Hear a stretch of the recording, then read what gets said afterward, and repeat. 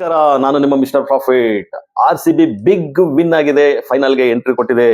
Donald Trump ಅವರು ಒಂದ್ ಕಡೆ ಇಂಡಿಯಾನ ಹೊಗಳ್ತಿರ್ತಾರೆ, ಇನ್ನೊಂದ್ ಕಡೆ ತೆಗಿಳ್ತಿರ್ತಾರೆ. ಅಂದ್ರೆ ಇಂಡಿಯಾ ನರ್ಕ ಇದ್ದಂತೆ ಅಂತ ಹೇಳ್ತಾರೆ. ಇನ್ನೊಂದ್ ಕಡೆ ಬಂದ್ಬಿಟ್ಟು ಐ ಲವ್ ಇಂಡಿಯಾ ಅಂತಾನು ಹೇಳ್ತಾ ಇರ್ತಾರೆ. ಸೊ ಇನ್ನ ಟ್ರಂಪ್ ಬಂದ್ಬಿಟ್ಟು ಯುರೇನಿಯಂನ ನಾಶ ಮಾಡ್ಬೇಕು ಅಂತ ಹೇಳ್ತಿದ್ರೆ, ಆದ್ರೆ ಇರಾನ್ ಅವರು ಯುರೇನಿಯಂ ನಮ್ ದೇಶದಲ್ಲೇ ಇರಬೇಕು ಅಂತ ಹೇಳ್ತಿದ್ದಾರೆ. ಅಂದ್ರೆ ಕ್ರೂಡ್ ಆಯಿಲ್ ಇದರಿಂದ ಬಿಗ್ ವಾಲೆಟೈಲ್ ಆಗ್ತಾ ಇದೆ. ಈಗ ಬ್ರೆಂಟ್ ಕ್ರೂಡ್ ಬಂದ್ಬಿಟ್ಟು $98 ಪರ್ ಬ್ಯಾರಲ್ ಅಲ್ಲಿ ಟ್ರೇಡ್ ಆಗ್ತಿದೆ. ಗೋಲ್ಡ್ ಅಂಡ್ ಸಿಲ್ವರ್ ಒಂದು ಚಿಕ್ಕ ರ್ಯಾಲಿ ಕೊಟ್ಟಿದ್ದು ವಾಪಸ್ ಆಗ್ಬಿಟ್ಟು ಮ್ಯೂಟ್ ಆಗಿ ಟ್ರೇಡ್ ಆಗ್ತಿದೆ ಅಂತಾನೆ ಹೇಳ್ಬೋದು. ಇನ್ನು ಅಮೆರಿಕದ ಡೋಜನ್ ಮಾರ್ಕೆಟ್ 120 ಪಾಯಿಂಟ್ಸ್ ಲಾಸ್ ಆಗ್ಬಿಟ್ಟು ಕ್ಲೋಸ್ ಆಗಿದೆ ನಿನ್ನೆ ರಾತ್ರಿ. ಇವತ್ತು ಬೆಳಿಗ್ಗೆ ಏಷ್ಯನ್ ಮಾರ್ಕೆಟ್ ಮಿಕ್ಸ್ಡ್ ರಿಯಾಕ್ಷನ್ ಆಗ್ತಿದೆ. ಜಪಾನ್ ಮಾರ್ಕೆಟ್ 1200 ಪಾಯಿಂಟ್ಸ್ ಗೇನ್ ಆಗ್ಬಿಟ್ಟು ಆಲ್ ಟೈಮ್ ಅಲ್ಲೇ ಟ್ರೇಡ್ ಆಗ್ತದೆ. ಇನ್ನು ಗಿಫ್ಟ್ ನಿಫ್ಟಿ ನೋಡೋದಾದ್ರೆ 23,900 ಅಲ್ಲಿ ಟ್ರೇಡ್ ಆಗ್ತದೆ.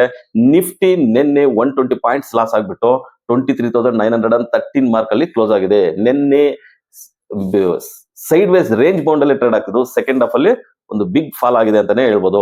ಇವತ್ತು ನಿಫ್ಟಿ ಫ್ಲಾಟ್ ವೀಕ್ ಆಗಿ ಓಪನ್ ಆಗುತ್ತೆ. ನಿಫ್ಟಿ ಅಬೌಟ್ 24,000 ಇದ್ರೆ ಮಾತ್ರ ಗುಡ್ ಬೈಂಗ್ ಝೋನ್ ಇರುತ್ತೆ, ಇಲ್ಲಾಂದ್ರೆ ಸೆಲ್ಲಿಂಗ್ ಪ್ರೆಷರ್ ಕಂಟಿನ್ಯೂಷನ್ ಆಗ್ತಾ ಇರುತ್ತೆ.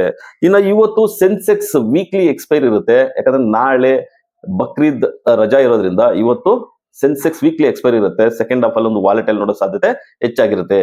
ಇನ್ನು ನೀವು ಇದ್ರ ಬಗ್ಗೆ ಕಮೆಂಟ್ ಮಾಡಿ, ನಮ್ಮ ಚಾನಲ್ ಲೈಕ್ ಮಾಡಿ, ಸಬ್ಸ್ಕ್ರೈಬ್ ಮಾಡಿ, ಶೇರ್ ಮಾಡಿ.